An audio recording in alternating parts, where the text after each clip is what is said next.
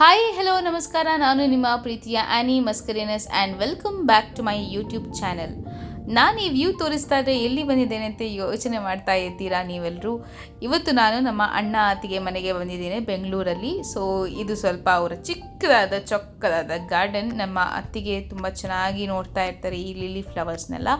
ಇವತ್ತು ನಾವು ಚಟ್ಟಂಬಡೆ ಮಾಡ್ತಾ ಇದ್ದೀನಿ. ಮೊದಲಿಗೆ ನಾನು ಚಟ್ಟಂಬಡೆ ಮಾಡಲಿಕ್ಕೆ ಕಡಲೆಬೇಳೆ ಹಾಗೂ ಸ್ವಲ್ಪ ಅಕ್ಕಿಯನ್ನು ನೆನೆಸಿಟ್ಟಿದ್ದೆ. ನೆನೆಸಿಡಬೇಕಾದ್ರೆ ಸ್ವಲ್ಪ 3 ಗಂಟೆಯಾದ್ರು ನೆನೆಸ್ತಾರೆ, ಬಟ್ ನನಗೆ ಮರ್ತೋಗಿತ್ತು. ಅದಕ್ಕೆ ನಾನು ಬಿಸಿ ಬಿಸಿ ನೀರನ್ನು ಚಟ್ಟಂಬಡೆ ಇದು ಕಡಲೆಬೇಳೆಗೆ ನಾನು ಹಾಕಿದ್ರೆ ಅದು ಬೇಗ ಉಬ್ಬುತ್ತೆ.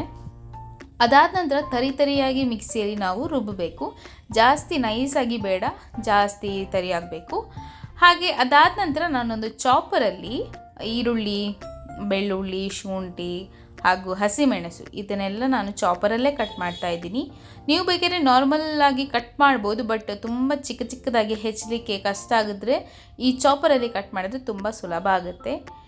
ಇದಕ್ಕೆ ನೀವು ಬೇಕಾ ಅಂತ ಆದರೆ ಸಬ್ಸಿಗೆ ಸೊಪ್ಪು ಅಥವಾ ಕೊತ್ತಂಬರಿ ಸೊಪ್ಪು, ಕರಿ ಲೀವ್ಸ್ ಎಲ್ಲ ಹಾಕ್ಬೋದು, ತುಂಬ ಚೆನ್ನಾಗಿ ಬರುತ್ತೆ.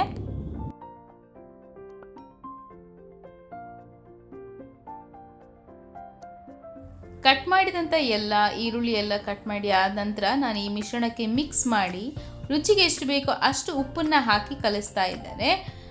ಸೊ ಇಲ್ಲಿ ನನ್ನ ಅತ್ತಿಗೆ ಮಾಡ್ತಾ ಇದ್ದೇನೆ, ನಾನೇ ವಿಡಿಯೋ ತೆಗಿತಿದ್ದೇನೆ. ಸೊ ಅವ್ರು ನೋಡಿ ಹೇಗೆ ರೌಂಡ್ ಕಟ್ಟಬೇಕು, ಆಮೇಲೆ ಚಟ್ಟೆ ಮಾಡಬೇಕು. ಒಂದು ವೇಳೆ ಜಾಸ್ತಿ ನೀರು ಅಂತ ಆದರೆ ಇಲ್ಲಿ ಬೇಕಾದ್ರೆ ನೀವು 1 ಅಥವಾ 2 ಸ್ಪೂನ್ ಆಗುವಷ್ಟು ಅಕ್ಕಿ ಹಿಟ್ಟನ್ನ ಹಾಕ್ಬೋದು. ಆಮೇಲೆ ಬಿಸಿ ಬಿಸಿ ಆದಂತಹ ಎಣ್ಣೆಗೆ ಬಿಟ್ಟರೆ ಚಟ್ಟಂಬಡೆ ರೆಡಿ ಆಗುತ್ತೆ.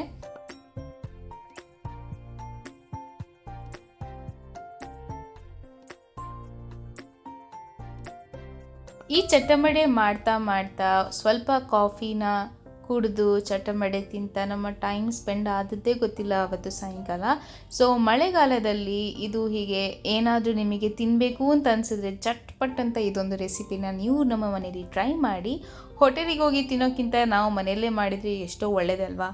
ಸೊ ನೀವು ನಿಮ್ಮ ಮನೇಲಿ ಟ್ರೈ ಮಾಡಿ ಅಂತ ಹೇಳ್ತಾ ಸಬ್ಸ್ಕ್ರೈಬ್ ಮಾಡಲಿಕ್ಕೆ ಮರಿಬೇಡಿ. ತುಂಬ ಜನ ನನ್ನ ವೀಡಿಯೋಸ್ನ ನೋಡ್ತಾ ಇದ್ದಾರೆ, ಬಟ್ ಸಬ್ಸ್ಕ್ರೈಬ್ ಮಾಡ್ತಾ ಇಲ್ಲ. So please do like, share and subscribe my YouTube channel.